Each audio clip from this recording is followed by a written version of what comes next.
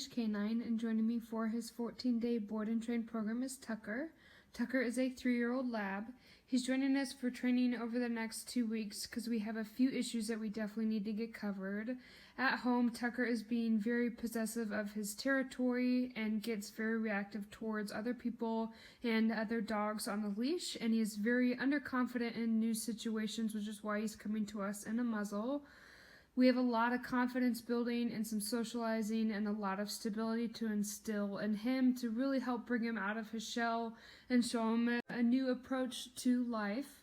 I can't wait to show you his progress after 2 weeks of training, so stay tuned.